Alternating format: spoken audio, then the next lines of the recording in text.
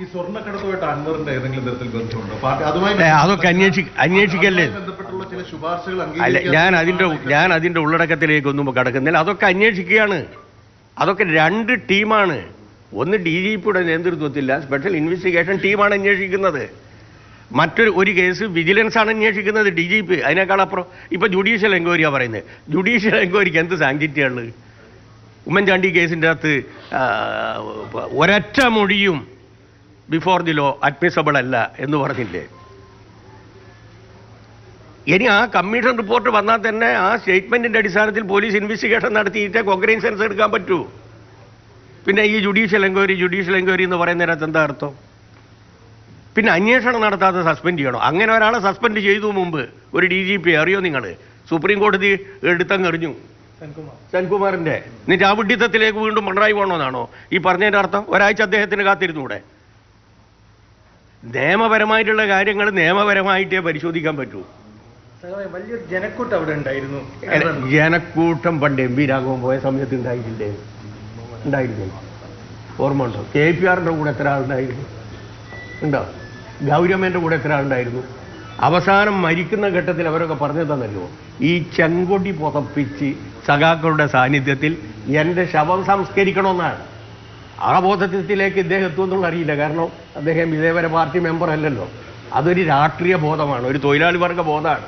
അത് അവസാനം അദ്ദേഹത്തിന് ഉണ്ടായെങ്കിൽ ഏറ്റവും നല്ലത്. ഈ കമ്മ്യൂണിസ്റ്റ് പാർട്ടിയെയും അതുപോലെ തന്നെ തൊഴിലാളി വർഗ പ്രസ്ഥാനത്തെയും ചതിക്കാനും പിന്നിൽ നിന്ന് കുത്താനും ശ്രമിച്ച എല്ലാ ആൾക്കാരുടെയും അവസാനം എന്ന് പറയുന്നത് ദയനീയമായിരുന്നു. ഈ ചെങ്കൊടിക്ക് കീഴിൽ ഈ കമ്മ്യൂണിസ്റ്റ് പാർട്ടിയുടെ തണലിൽ മരിക്കാനാണ് അവരെല്ലാം ആഗ്രഹിച്ചത്. അവസാന നാളിലേക്ക് അദ്ദേഹം വരുമെന്നാണ് ഞാൻ വിചാരിക്കുന്നത്. P. ശശിക്ക് സ്വർണ്ണക്കടത്തിൽ പങ്കുണ്ടെന്നാണ് അൻവർ ഇന്ന് രാവിലെ പറഞ്ഞത്. അതെ, അത് എനിക്കറിയില്ല, പറഞ്ഞ മനസ്സിലായില്ല. അങ്ങനെയാണെങ്കിൽ ബഹുമാനപ്പെട്ട മുഖ്യമന്ത്രിക്ക് എഴുതി കൊടുത്ത ഒരു കത്തുണ്ടല്ലോ, ഞാൻ ഈ പറഞ്ഞ 4 കാര്യങ്ങൾ അതിൻ്റെ ഭാഗമായിട്ടാണ് അന്വേഷിച്ചത്. എന്തേ ആ കത്തിൻ്റെ അത് ശശിയെ പറ്റിയിട്ട് പറയാതിരുന്നത്? ഞാൻ അതുകൊണ്ടാണ് പറഞ്ഞത് ഉള്ളി പൊളിച്ചതുപോലെ ആയിരിക്കുമെന്ന്. അന്വേഷിക്കട്ടെ, അതിനാർക്കാ തകരാറ്? ഇനി ഗവൺമെൻറ് അന്വേഷിക്കുന്നില്ല എന്ന് വിചാരിക്കുക. ഈ പെറ്റീഷനുമായി ബന്ധപ്പെട്ടുകൊണ്ട് ഹൈക്കോടതിയിൽ പോയാൽ അന്വേഷിക്കാൻ പറ്റൂലേ? ഞാനതാ പറഞ്ഞ ഉള്ളി പൊളിച്ചതുപോലെ ആയിരിക്കുമെന്ന്.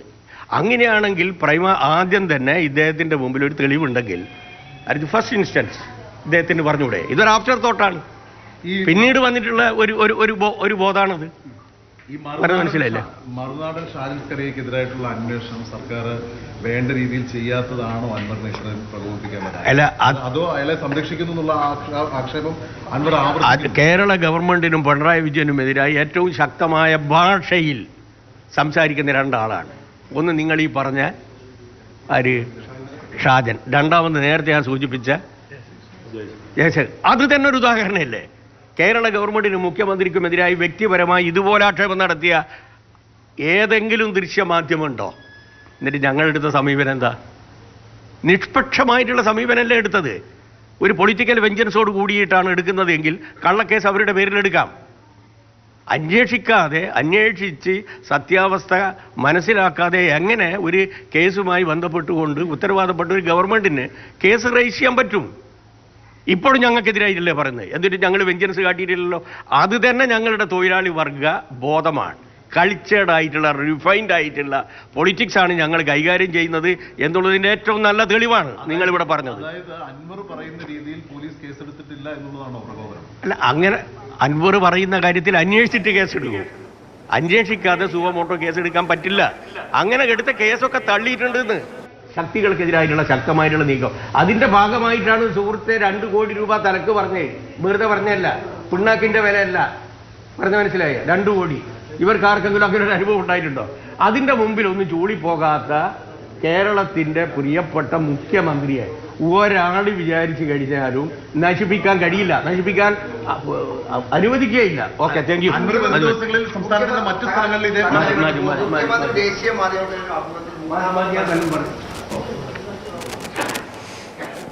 AK ബാലൻ മാധ്യമങ്ങളോട് സംസാരിക്കുകയായിരുന്നു. കൂടുതൽ ചോദ്യങ്ങൾക്ക് മറുപടി നൽകാതെ അദ്ദേഹം പ്രതികരണം അവസാനിപ്പിച്ചിരിക്കുന്നു. ഇപ്പോൾ അൻവർ തീക്കൊള്ളി കൊണ്ട് തല ചൊറിയുകയാണ് എന്നാണ് AK ബാലൻ പറയുന്നത്.